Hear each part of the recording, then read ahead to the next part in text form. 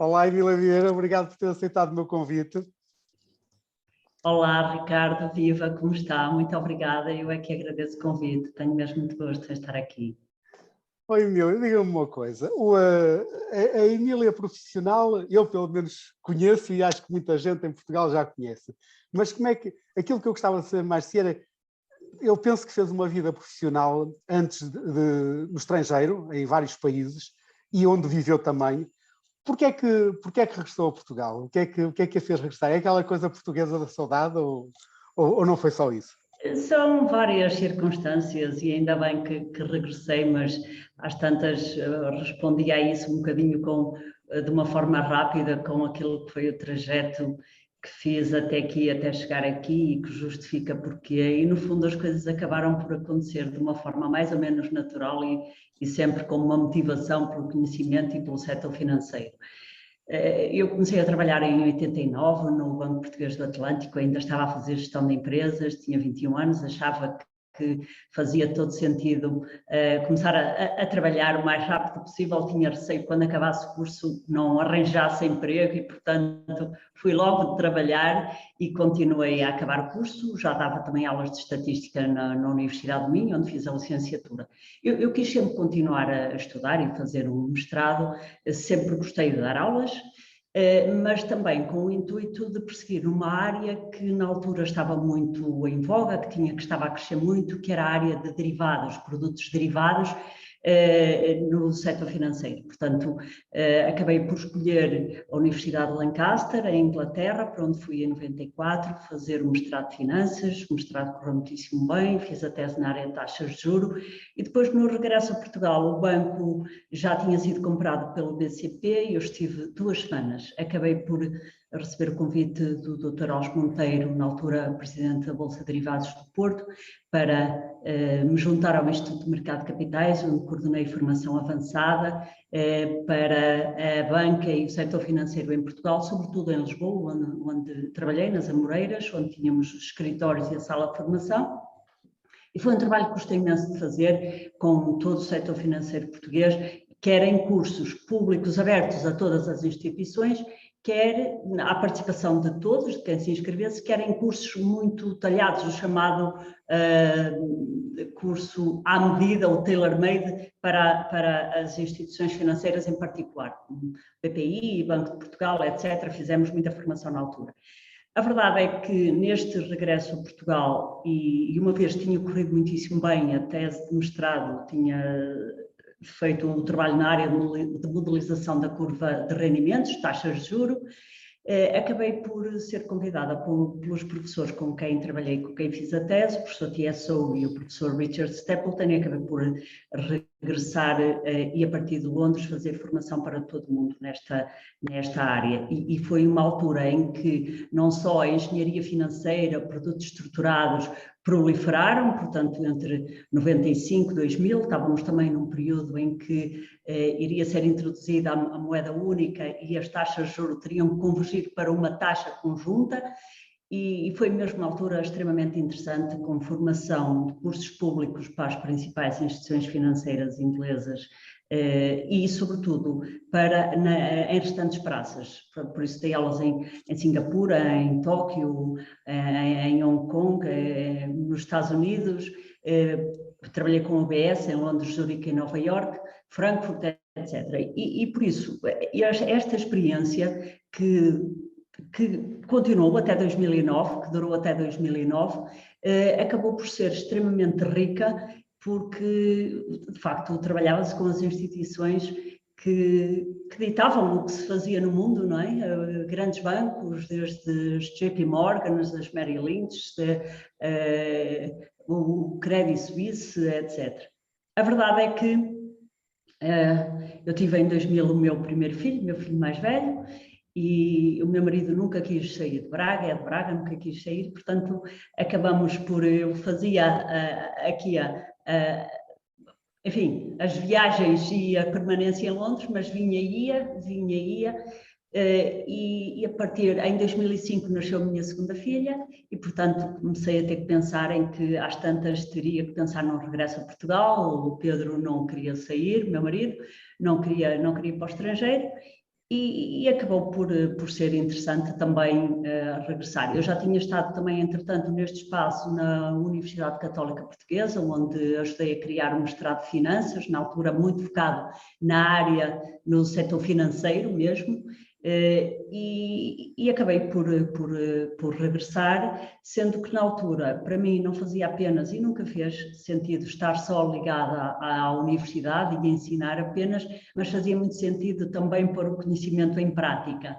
E sabendo, no entanto, que era muito difícil criar uma instituição do zero, eu devo-lhe dizer que essa foi uma parte mesmo muito interessante e que também veio de um livro, porque em 2004 eu estava em Londres a acabar uma formação com o Credit Suisse e era dia do meu aniversário, o professor com quem estava a fazer a formação, o professor T.S. ofereceu-me um livro que dizia Buffettology. E ele disse, olha, vais gostar disto, isto é muito interessante, de facto mostra como é que ele ganhava dinheiro. Eu conhecia o nome naturalmente, mas não sabia quais eram os critérios que usava para se ter tornado, investindo na Bolsa e investindo em ações, para se ter tornado no terceiro homem mais rico do mundo. O livro eu li o seguido, vim para Portugal, depois passaram uns dias, li o seguido e da leitura do livro concluí mesmo, era mesmo isto que fazia sentido fazer pelo dinheiro das pessoas, pô-lo em algumas fatias de negócios das melhores empresas do mundo e ajudar a que as pessoas tivessem melhor rentabilidade no seu capital, nas suas poupanças. Iniciamos depois, 2 anos depois, em 2006, a constituição da Casa de Investimentos com esse intuito. A ideia era criar uma gestora de patrimónios com o propósito de tornar os clientes mais ricos e, sobretudo, ajudá-los a ter muito mais conhecimento, contribuir para que percebessem muito bem em que investíamos e porquê, como é que as empresas ganham os seus lucros, como é que se transforma, incorporando ganhos de produtividade, melhorias tecnológicas, como é que se vai transformando cada vez, os lucros das empresas vão crescendo e fazer mais com menos, no fundo é isto. E na altura foi, de facto, iniciamos em 2006 a Constituição, sabendo que criar o tal nome financeiro do zero era muito difícil. Pedimos a licença ao Banco de Portugal, que nos foi dada em 2008, na altura ainda era o Banco de Portugal também regulador, porque a Casa de Investimentos é uma gestora de patrimónios.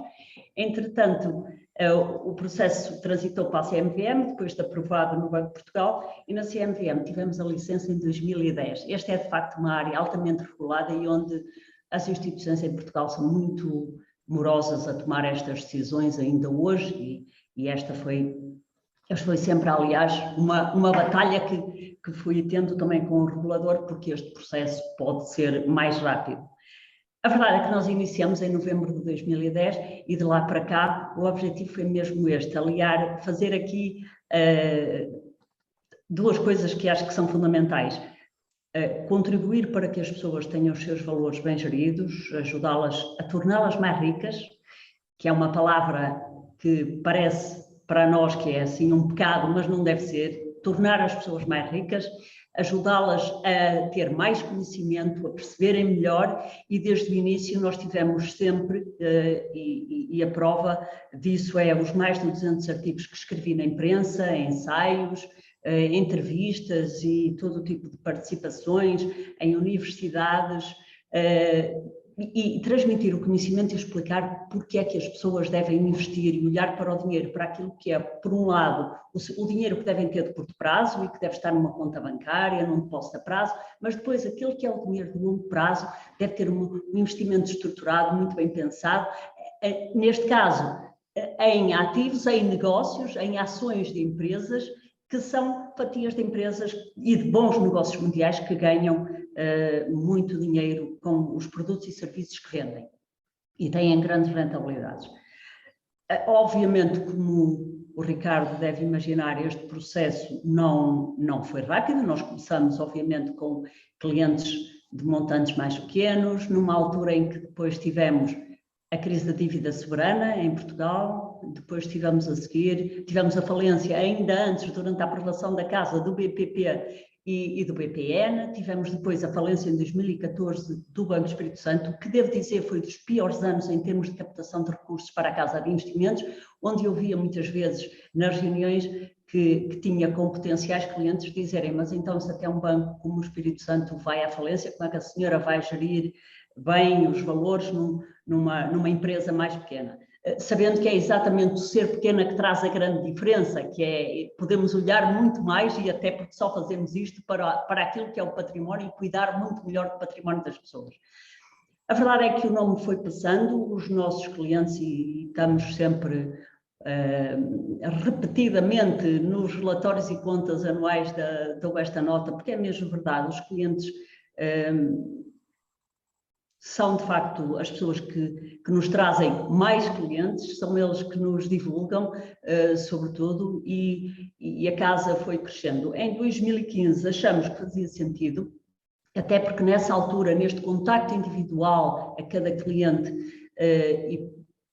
acreditávamos que fazia sentido que a casa chegasse a muito mais gente e que se criasse uma legião de investidores em valor.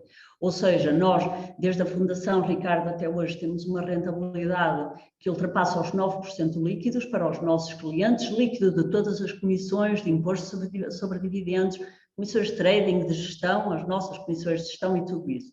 Para além disto, nós gostamos muito de prestar contas, não só escrevemos o relatório de contas para eles, como ao longo destes anos também quisemos trazer-lhes aqui mais informação sobre qual é a filosofia. Nós escolhemos desde o primeiro momento ser investidores em valor. Porquê? Porque é exatamente quando compramos uma empresa, ações de uma empresa excepcional a desconto daquilo que vale, isto é que é investir em valor. Isto é que é ser conservador, é comprar ativos a desconto daquilo que vale. E, ao mesmo tempo, mostrar às pessoas o que é que isto significa, o que é que isto implica. Isto implica uma análise muito profunda destas empresas, destes negócios, como é que ganham o seu dinheiro, que rentabilidades têm, que equipes de gestão é que têm, se elas têm interesses nas ações, etc. E achamos que tudo isto pode ser explicado e por isso nós decidimos traduzir um livro, e o primeiro foi o livro do investimento em valor, que mostro aqui, o livro de investimento em valor, e que explica qual é a filosofia, porque é simples, porque é comprar bem a desconto e depois ter o comportamento adequado, não ir na euforia do mercado, nem no medo, não oscilar entre o pêndulo do medo e a ganância. Comprar, manter, ter paciência para aguardar pelos resultados, como fazemos quando plantamos uma árvore de fruto, ou quando educamos os filhos, que sabemos que é uma tarefa de longo prazo. Emília, posso-lhe só fazer aí uma pequena... Há bocadinho uma coisa que eu acho muito interessante, que é o tornar os clientes mais ricos. E em Portugal, e disso a seguir outra coisa que é em Portugal, isto é sempre mal visto. Parece que falar de riqueza e das pessoas se tornarem mais ricas parece que é mau. Quando devia ser mau, pode ser negativo, é a forma como as pessoas se tornam ricas ou o que é que fazem depois de ser ricas. Agora, o serem mais ricos devia ser algo legítimo e bom, até porque eu sempre achei que é difícil. Eu valorizo muito a liberdade. Nunca a temos, na verdade. Passamos a vida à procura dela e às vezes até parece que somos cada vez menos livres, às vezes até pelas próprias decisões que tomamos. Mas a liberdade é para mim um dos fatores mais importantes. Eu tenho alguma dificuldade quando uma pessoa quando não tem independência financeira, quando não tem autonomia. Isto é verdade para as pessoas, para as empresas e para os países, como é claro até no nosso caso. Para tudo. Ou seja, se nós não temos, nós temos que sobreviver, e se temos que sobreviver não somos livres. Portanto, é muito importante que as pessoas aprendam a melhorar a sua vida financeira para poderem ter uma vida mais livre. Isto em Portugal nem sempre é muito bem visto. Eu gostava de ir a uma coisa que é assim, falou do Warren Buffett, e que conhece muito melhor do que eu, seguramente. Eu acho muito interesse, não só pela filosofia que ele tem, mas também acho muito interesse à pessoa, aquilo pelo menos que eu leio, não conheço e portanto nós não sabemos, às vezes o que lemos não é aquilo que é real das pessoas, mas há coisas que parecem que são reais, assim. Gosto muito do facto de ele viver numa terriola nos Estados Unidos. Ele podia comprar as terras que quisesse, ele podia comprar aviões, mas em vez de aviões comprou em tempos companhias aéreas. E, portanto, parece ser uma pessoa simples, que tem uma fortuna incalculável, mais que deu a fortuna dele quase na totalidade para ser gerida por uma fundação para fazer o bem por outros. E, portanto, é uma pessoa que, pelo menos vista à distância, eu acho fascinante, que cria valor para outros, o que criou para ele vive de uma forma... Vive nas suas origens, na sua terra, que acho que é uma coisa muito interessante. É uma coisa que em Portugal também acho que nos falta muito.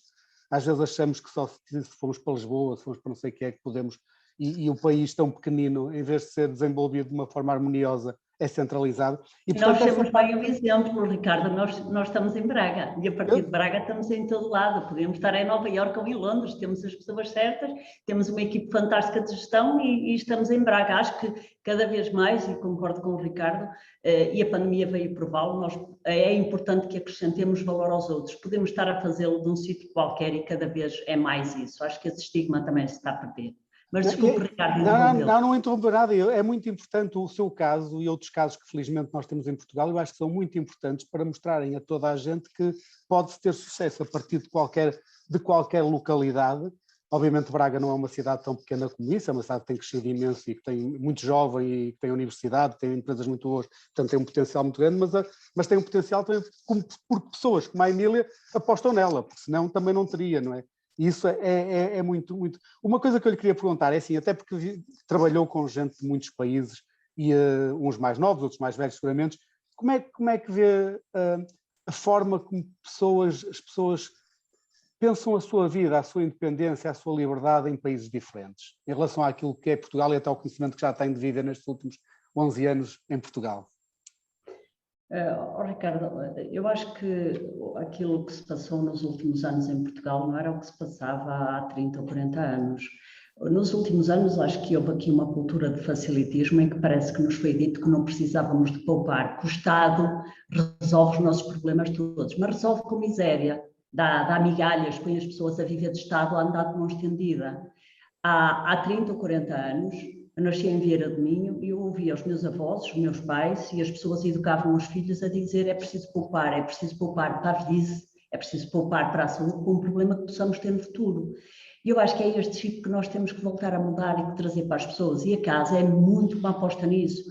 Nós lançamos agora, há um ano, um fundo de investimento, um fundo ele é um fundo PPR, tem de facto uma excelente fiscalidade, é uma conta de poupança de longo prazo, a que nós gostamos de chamar plano de poupança rentável e não plano de poupança reforma, em que as pessoas deviam estar alerta. Qual é o objetivo deste fundo? O objetivo deste fundo é ajudar a que as pessoas, de uma forma disciplinada, poupem para ser livres, como aliás está no nosso...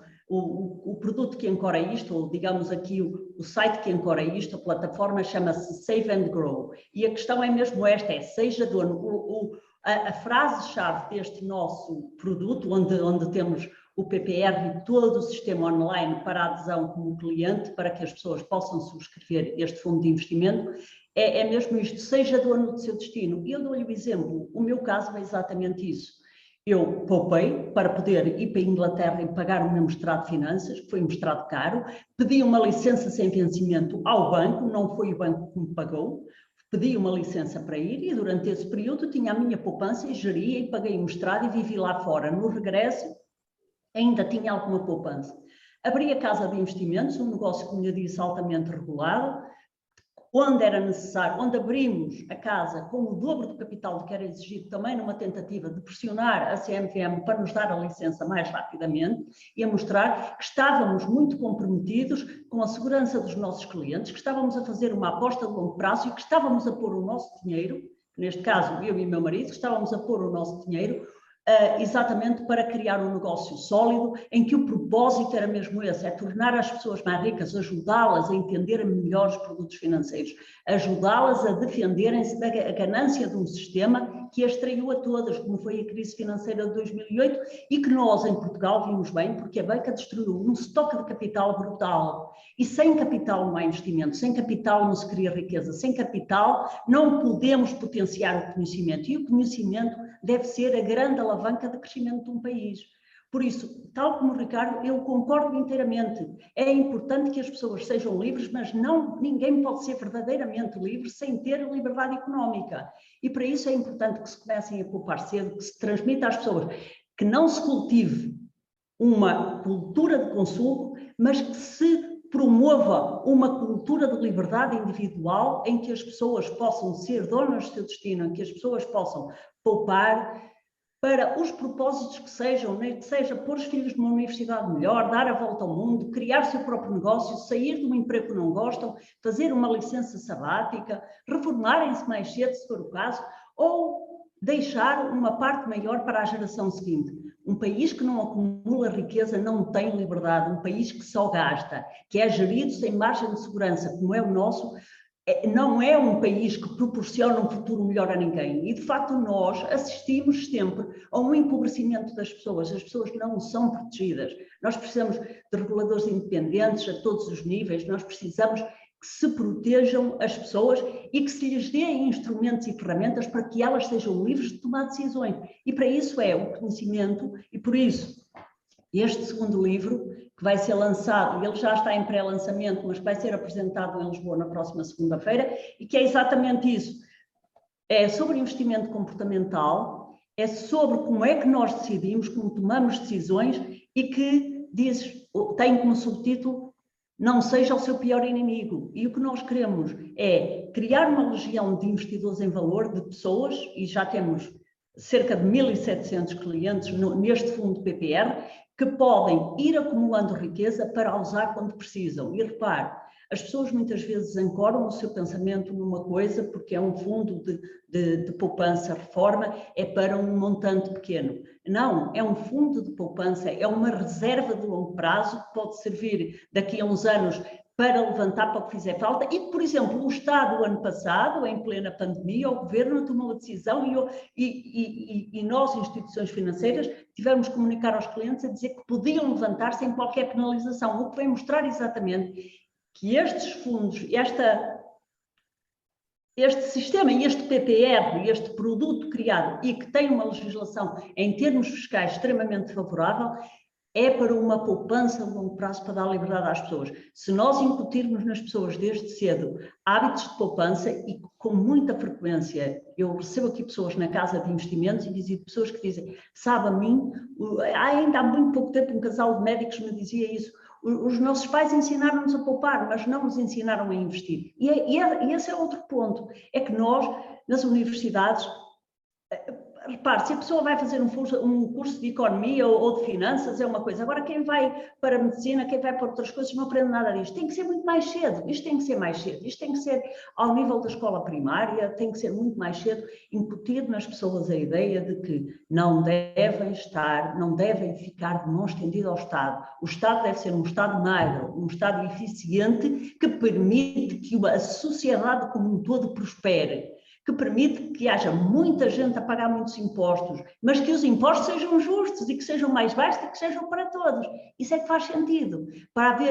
Faz todo sentido haver uma redistribuição da riqueza, mas faz todo sentido, primeiro, criar uma forma saudável das pessoas acreditarem que pelo esforço, que pelo mérito, conseguem chegar mais longe. Poupar hoje implica abdicar de consumir hoje, implica abdicar de um prazer imediato, mas dá uma liberdade tremenda de decidir a longo prazo.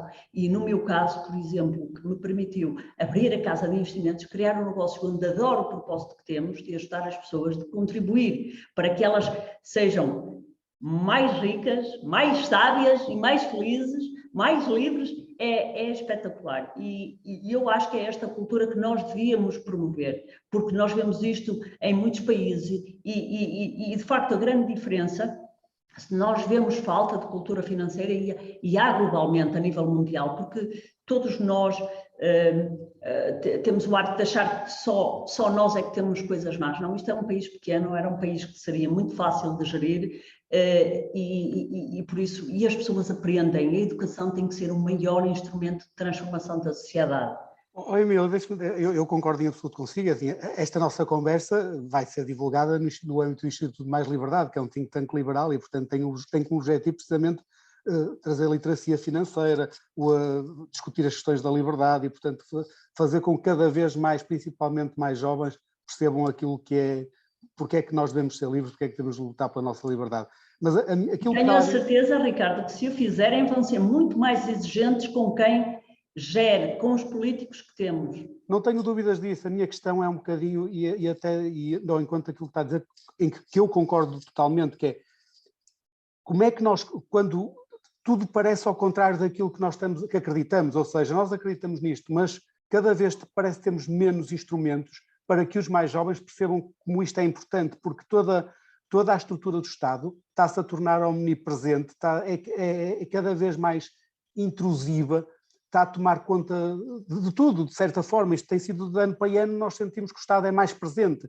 E apesar de aparecerem estas iniciativas que são altamente meritórias, como o Think Tank do Mais Liberdade, como a Casa de Investimentos, que tem um determinado tipo de lógica de investimento, etc., etc., e a sociedade civil portuguesa, felizmente, começa a ter, acho eu, mais intervenção, mas essa mais intervenção tem muita dificuldade em chegar aos jovens, porque assim, eu convenci-la assim, eu convenci-me a mim, não precisamos, quer dizer, não mudamos nada, já estamos convencidos. Como é que nós convencemos os jovens? Como é que fazemos com que os jovens percebam que têm que mudar e têm que fazer mudar? São eles que são capazes de mudar isto, não somos nós. Eu concordo, Ricardo, e concordo que muitas vezes fica esta grande frustração e sentimento de impotência, porque não é um, não são dois, não são 100 ou 1000 que mudam isto. Eu vi o Ricardo, dou-lhes parabéns, porque tem tido aqui entrevistas que são de grande valor. Eu ouvi a do engenheiro Carlos Moreira da Silva, que tive o prazer de conhecer há uns anos e que admiro,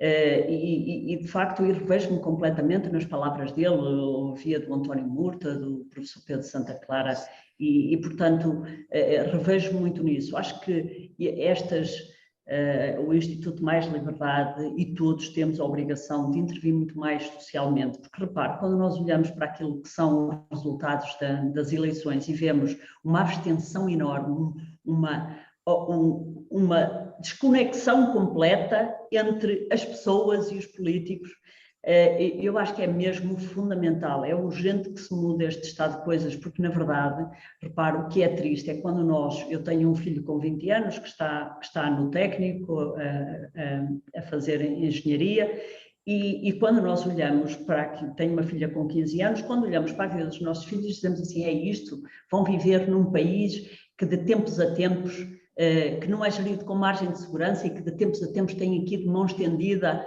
ao Fundo Monetário Internacional pedir dinheiro. Já estamos outra vez com níveis de endividamento brutal. Toda a gente sabe que a dívida é como numa família, é numa empresa, no Estado é igual. Quanto mais pesada for a dívida é como ter uma grande bola de aço presa a uma perna que não nos deixa mexê-la. E por isso, aliás, o Nassim Taleb diz isso nas listas de que são as fragilidades, fala na dívida como uma grande fragilidade quando a dívida é desmedida. E no caso de Portugal é sempre desmedida. Como mudamos isto?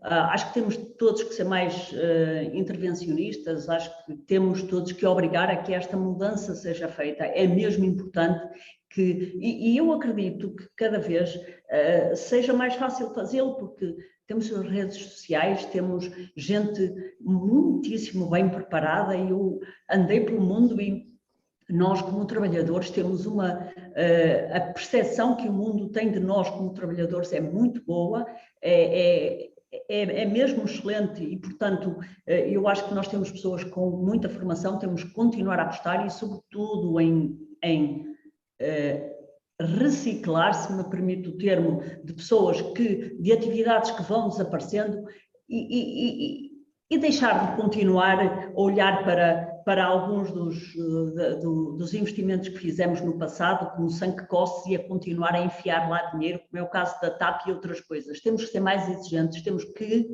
ir votar, temos que castigar estes políticos por aquilo que fazem. Agora, é importante que apareça quem faça melhor e, na verdade, nós temos tido uma oposição muito fraca, muito fraca e, sinceramente, é aqui que nós temos que era importante atrair para a vida pública, para a política, pessoas que não viessem apenas, ou que não viessem das juventudes partidárias e que nunca tivessem feito nada na vida ou feito um emprego, que eu acredito que as pessoas não sejam mal intencionadas, mas não têm capacidade. Nós temos que transformar isto havendo uma sociedade que prospera pelo mérito e não pela cunha. Sabe que há uns anos, Ricardo, quando eu estava em Inglaterra a fazer um mestrado em finanças, foi uma frase mesmo que me deixou mesmo muito triste, que me fez sempre sentir envergonhada. O Financial Times tinha e tem uma revista chamada Weekend FT e eu guardava o dinheiro para algumas coisas que gostava de ter, como era o jornal, e lembro-me que a partir mais ou menos de março, abril de 95, teve uma sequência de suplementos com artigos dedicados a um país da União Europeia. Quando foi sobre Portugal, o tema era este: Portugal, the country where know-who is better than know-how. Isto é mesmo muito triste. Portugal é um país onde é melhor ter uma pessoa conhecida, alguém que nos dá ajuda, do que ter conhecimento. Não pode ser assim. Não pode ser assim. Mas o problema é que, passado 27 anos, nós parece que continuamos no mesmo ponto e nós parecemos hamsters numa roda a pedalar e não saímos de sítio. E é isto que estes políticos têm proporcionado ao país e que é verdadeiramente triste. É verdadeiramente triste como se vê o destino de um povo nas mãos de tolos, porque, na verdade, nós precisávamos de pessoas capazes nas instituições públicas para emagrecer o Estado e para deixar que as empresas prosperem, que tenham mais dinheiro para investir, que as pessoas prosperem, que criem riqueza e que a riqueza não seja vista quase como se fosse um pecado. Não é. A riqueza é o que nos permite o desenvolvimento cultural, é o que nos permite depois redistribuir uma parte dela para quem não tem as melhores condições, para os idosos, etc. Já reparou como é que hoje Portugal, que tem uma demografia absolutamente estarrecedora, continuamos a não conseguir reter os nossos jovens? São eles que vão ter os filhos, são eles que vão para fora e que já não regressam. Porquê? Porque, na verdade, vem este ciclo. Agora é o englobamento dos rendimentos a partir de um rendimento global de 80 mil euros. Mas 80 mil euros brutos anuais é uma coisa que torna alguém rica. Na verdade, é inacreditável como é que um país pensa tão pequeno e se propõe apenas a distribuir miséria. É isto que é verdadeiramente triste e, portanto, era mesmo importante que toda a gente intervenha, que esta juventude que tem uma capacidade tecnológica tremenda, que gostam de ter conhecimento, que saem hoje para tantos cargos no mundo, era importante que as pessoas participassem, que tivessem aqui uma preocupação de cidadania para, como diz o engenheiro Carlos Moreira da Silva, não nos virmos sempre tristes e dizer assim, mas isto não dá para mudar? Dá, ainda estes dias o artigo do economista dinamarquês vem dizer que isto era um país que podia estar no topo do mundo, mas nós sabemos disso, temos condições extraordinárias, temos pessoas amáveis, simpáticas. Estes dias o David Lopes republicou um artigo que por acaso me tinha passado no Financial Times sobre um conjunto de franceses que falam de Portugal e que vivem cá e que falam de Portugal. É uma reportagem belíssima, que vivem na Comporta e que falam de Portugal como nós gostávamos de também falar e na verdade é inacreditável como é que não se usa este potencial, como é que se continua, é mesmo isto e eu peço desculpa pela expressão, mas é mesmo deixar o futuro de um povo nas mãos de tolos, de pessoas, e os tolos aqui deve ser entendido em sentido lato, de pessoas que não aproveitam para tomar medidas, para tornar um país mais competitivo, para tornar um país amigo de todos e não ao serviço de alguns. E é isto que a Casa promove, é isto que nós gostamos de promover, é melhorar o conhecimento, mas também ser mais exigente, porque ao termos o contacto com aquilo como se faz no mundo, como se investe no mundo, investindo nas melhores empresas do mundo, em negócios extraordinários, as pessoas podem participar na criação de riqueza que se faz noutras geografias. Nós hoje não temos na carteira nenhum título nacional, porque efetivamente é uma economia que cresce muito pouco, é uma economia que não cresce, que está como a nossa há tantos anos neste impasse, é uma economia que está a ficar para trás de todos e isto é um círculo vicioso, negativo, que nos empobrece, que nos desanima e que tem que ser mudado, mas sumariando, temos todos que participar e às tantas não é com a abstenção, deveria ser com votos em branco, que deviam obrigar a que na Assembleia da República ficassem cadeiras vazias, porque nós não precisamos de tantos deputados, nós precisamos de melhores, nós não precisamos de tantos políticos, precisamos de melhores políticos. Mais bem pagos, mas muito melhor políticos. Muito obrigado, chegamos ao fim. Assim, eu julgo que foi, às vezes vou lendo umas coisas nos sítios e noutros, depois penso que não me estou a dizer mal, penso que foi Agostinho da Silva que disse que o português, aquilo que melhor definia era o barco, que era permitia levá-lo ao mundo todo, mas nunca deixava de ter os pés na sua terra. E que é uma coisa que eu achei sempre muito engraçada. Eu espero que os jovens, que, como dizia, e muitos deles estão aí pelo mundo e qualificados, aquilo que eu espero mesmo daqueles vão, mas que voltem com os seus conhecimentos e com as suas capacidades e com a sua riqueza de outro, ganha-se cada dos sítios para ver se desenvolvem melhor o nosso país e se o futuro é melhor para todos. Olha, muito obrigado, gostei muito. Muito obrigada. Muito obrigada também, Ricardo. Até breve. Até breve. Muito obrigada.